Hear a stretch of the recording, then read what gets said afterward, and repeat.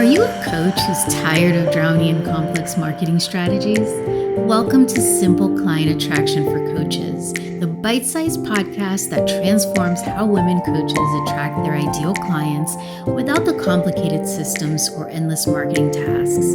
I'm your host, Sandra Fidelis, and each episode I bring you straight talking conversations with successful coaches and industry experts who share their most effective and simple client attraction strategies. Subscribe now and discover how to fill your practice with dream clients in less time than it takes to enjoy your morning coffee. And today we have Pat Roa-Perez, who is a wellness coach for women entrepreneurs who struggle with ADHD, depression, or anxiety. She helps them overcome their unique challenges without using traditional business solutions so they can succeed in spite of their mental health situation. And today, Pat is going to be speaking to us about mental health and the woman entrepreneur. So welcome, Pat. Hi, Sandra. Thank you very much for having me. Pat, we're going to be talking about this topic around mental health and the woman entrepreneur.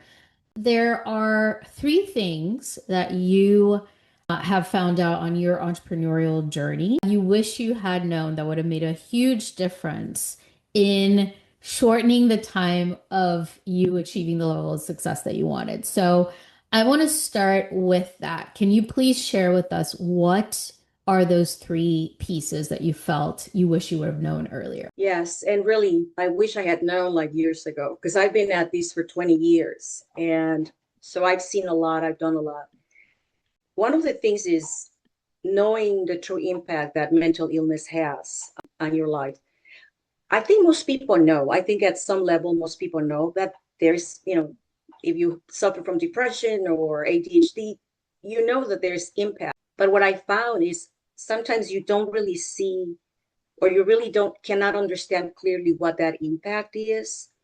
And, through like the last 20 years, I knew that my depression was impacting my personal life and specifically my relationship, my parenting. I could see that, but everything else I could not see, my business and other aspects of my life. I could not connect the dots. Now, that was before I knew I had ADHD. I didn't make the connection. That happened actually 3 years ago. It happened while I was writing a book. I had finished the section about depression and I had written like 5 chapters and I was about to write about ADHD and I realized I really didn't know anything about adult ADHD. I had been diagnosed like a decade before that and then medication and that was that. But it was 3 years ago actually when I began to learn about ADHD and I understood and I learned to work with my brain. Then my struggles actually began to make sense. A lot of things began to fall into place. I was able to see the connection, like the impact, the true impact. And it changed everything for me. So that was one of the things I wish that I had known. Because here's the thing, the key to managing the symptoms or to finding what works for you is really understanding and being able to see what it looks like for you. I think for me, it's easier to explain it with examples. And that's one of the other points that I wanted to make is, a lot of times we think it's a business problem, a business challenge when it's not. And the best way that I can explain that is I use the above and below surface framework. So for example, time management is something that most entrepreneurs, right? They struggle with, not almost, everyone in the beginning. You have to figure out how to manage your time and your energy. That's above surface. So I worked on my challenges above surface. Okay. So I learned, I can't tell you how many programs and methods, whatever. I tried to solve my problem, but my problem was not that. It was below surface. My problem was ADHD. It had to do with time blindness, which is not the same. It wasn't about time management, and it was about time management, but I couldn't solve the time management issue until I figure out what time blindness was, and I didn't know that because I didn't know I had ADHD until I was, I think, 50. So you can spend a lot of money and time and energy working above surface, trying to figure out, well, is it what I call a business challenge, when in reality it's not a business challenge. It's a mental health challenge. It's something that you have to learn. The other one, because I was just reading a post in one of the groups that I belong to. Another one, for example, because this is a very common challenge for any entrepreneur, and that's relationship building, making strong connections, So there are a lot of ways. You have wonderful programs that help us with a lot of those issues. That's above surface. But for us, below surface is rejection sensitivity, because time blindness also is a challenge for when it comes to relationship building. You develop a relationship, you find someone, you connect with that person, but then you have to manage the relationship. You have to follow up, you have to stay in touch. And that requires time management and organizing and prioritizing. And guess what? For us, if we have ADHD, that's a challenge. So, So simple things surface, that feel simple to someone who doesn't have yes, ADHD, there's that additional component of the challenge of yes, managing all of these pieces, all these moving pieces of yes. having a business. I love the term mental labor, because that's what happens when you have, and a lot of women entrepreneurs, we don't have one, we have several. Okay. Mm-hmm. We have more than one, I call it my trifecta, because it's ADHD, depression, and anxiety. The compounding effect, it's mental labor, because your brain, you're always negotiating, and you're always, analyzing and deciding, and it's exhausting. And even though, it's a different time now, and keep in mind, I have been traveling this road for the last 20 something years. It's a different time, but at the same time, we don't really talk about it openly. But there are a lot of things that are going there, all of these different layers of mental activity that are happening. Yeah. And we pretend like we're okay, but Mm-hmm. we're not. In terms of, my ADHD doesn't look like your ADHD or her ADHD. Everybody is different. Your circumstances are different. We're not a number. I'm not a statistic. I'm not a symptom. Everybody's different. And that's what I mean about owning it. And one of the things I feel very passionate about is I can't tell you how many times they've sent me down a rabbit hole. You know, you have the business community, you have the mental health community, and then you have your family and friends. Okay. All of them are telling you, well, your problem is that, it's, you need to learn how to network, or you have, sensitivity, low sensitivity threshold, or your family says, maybe you need to get a job, maybe you're not cut out to be, an entrepreneur. They all intersect, and it's up to you. It's up to you to connect the dots. It took me Mm-hmm. a long time, by the way. It took me a very long time to connect the dots. But once I connected the dots, I was in control. I determined, I direct my treatment, my pace, my process. I'm Mm-hmm. in charge. Yeah. And that's really Awesome. what I say is what owning it is about. Yep.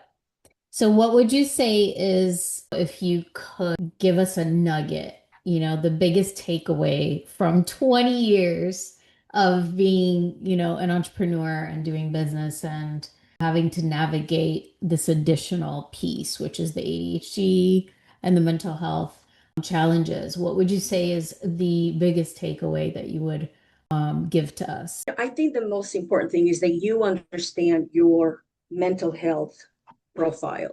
Is it ADHD? Is it depression?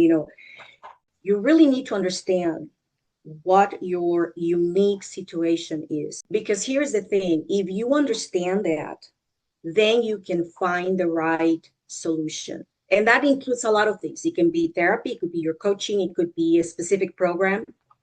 And then above the surface, it can be something else. Once you can understand what your unique situation is. What is one quick hack that you would give businesswomen that are, wanting to, I don't know, be more efficient and be able to navigate, their ADHD in business? What is a hack that you use that you would give? I call it anticipating. When I was freaking out because I couldn't get the Zoom link and whatever, that's not the time for me to figure out what am I going to do. Yeah. I would just cancel. No, you have to know, you anticipate, and then have a menu and write it out, because a lot of us cannot remember. And then once you write them out and you practice them, then you know what to do. Awesome. So, Pat, can you share with everyone where they can learn a little bit more about you? And I know you're going to have some goodies for them there as well. They can go to my website, Roa-Perez.com, and they can schedule a discovery or clarity call. We can talk, we can chat. And then also there's a free, it's a mini webinar. And it's one of the practices that I learned a long time ago. It's something that anyone can develop, and that's how to observe the mind, how to know like what's going on in your head. So they can book a call, they can, access some free stuff that I have. Excellent. Thank you so much, Pat. I think this conversation is one that is starting to become more, more prevalent, I would say, but we still need it. We still need a lot more professionals in this space to help women entrepreneurs navigate entrepreneurship while navigating their, mental health as well. So thank you so much for sharing this. Thank you. And I want to point something out about you, because there's something that I met you in 23, and you were one of the first business coaches. Okay. Keep in mind, I've been at it for 20 years. I've been through with many different coaches. You were one of the first coaches that, in a way, started addressing some of our things. Because I remember one of your freebies, one of the first programs was something about mindset. And I was kind of surprised that it's like, oh, okay, because that's what I would call below surface issues. And I have to say, you were probably the first one, the first business coach that presented that to us. That's why I stuck around with you for quite a while. Well, thank you so much. I appreciate that shout out. Thank you. Thank you very much. And again, success is possible for us. Even if it feels like it's impossible, it is possible while you're managing your mental health situation. And working with someone who can help and who understands that, I think, can set you up for success as well. Thank you so much, Pat. Thank you so much for joining us on another episode of Simple Client Attraction for Coaches. Want to launch your own interview style podcast? Grab the free Launch an Interview Style Podcast Guide at sandrafidelis.com/podcast guide, or point your camera at the QR code on the video to download. I hope today's bite-sized strategies have given you practical ideas you can implement right away in your coaching business. If you'd like to watch the video of our interview, then head on over to simpleclientattractionforcoaches.com. Did you find value in today's episode? If so, please share it with other coaches in your network who could benefit from these straightforward, bite-sized strategies. And don't forget to subscribe, rate, and review us. Until next time, remember, client attraction doesn't have to be complicated. Small, consistent actions can lead to remarkable results.